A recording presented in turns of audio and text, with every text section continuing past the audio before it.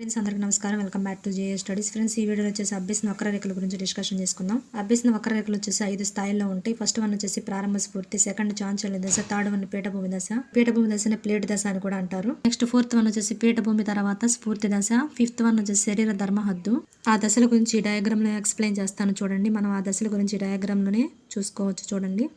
So ఇక్కడ అభ్యసన వేగం ఉంటుంది, ఇక్కడ కాలం ఉంటుంది చూడండి. ఫస్ట్ దశ ఏం చెప్పుకున్నాం, ప్రారంభ స్ఫూర్తి కదా. ప్రారంభ స్ఫూర్తిలో వచ్చేసి అభ్యసన వేగం అనేది అతి ఎక్కువగా ఉంటుంది. నెక్స్ట్ సెకండ్ స్టేజ్ వచ్చేసి చాంచల్య దశ. ఈ దశలో వచ్చేసి అభ్యసన వేగం హెచ్చు తగ్గులుగా కనిపిస్తుంది. ఇలా ఉంటుంది, అప్ అండ్ డౌన్స్గా ఉంటుంది. సో గత టెట్లో 2 times రావడం జరిగింది ఈ ఏరియా నుంచి పెట్టి గమనించండి. అభ్యసన వేగంలో హెచ్చు తగ్గులు కనిపించే దశ ఏదంటే చాంచల్య దశ. నెక్స్ట్ థర్డ్ వన్ వచ్చేసి పీఠభూమి దశ. ఈ దశలో అభ్యసన వేగం అనేది తాత్కాలికంగా నిలిచిపోతుంది. అంటే అభ్యసనం ఆగిపోయిందని భ్రమ కలిగే స్టేజ్ ఏంటంటే పీఠభూమి దశ. ఈ ఏరియా నుంచి కూడా బిట్ రావడం జరిగింది ఫ్రెండ్స్, గమనించండి. అభ్యసనం అనేది ఆగిపోయిందని భ్రమ కలిగే స్టేజ్ ఏంటంటే పీఠభూమి దశ.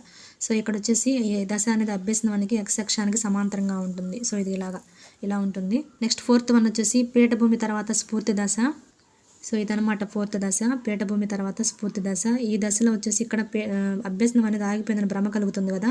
సో ఈ దశలో వచ్చేసి ఎందుకు ఆగిపోయిందని గమనించి మనం ఈ దశలో వచ్చేసి నూతన బోధన పద్ధతులను ఉపయోగించడం వల్ల కానీ, బోధన ఉపకరణలను ఉపయోగించడం వల్ల కానీ పీఠభూమి దశను అధిగమించి ఈ దశలో అభ్యసన వేగం అనేది మరలా పెరుగుతుందన్నమాట. నెక్స్ట్ లాస్ట్ వన్ వచ్చేసి శరీర హద్దు. ఈ దశలో వచ్చేసి మనం ఎంత ప్రయత్నించినా కూడా అభ్యసనాన్ని మెరుగుపరచుకోలేము. ఇది ఫ్రెండ్స్ ఈ వీడియో నచ్చినట్లయితే ప్లీజ్ లైక్ చేయండి, షేర్ చేయండి, ఛానల్ని సబ్స్క్రైబ్ చేసుకోండి. Thank you.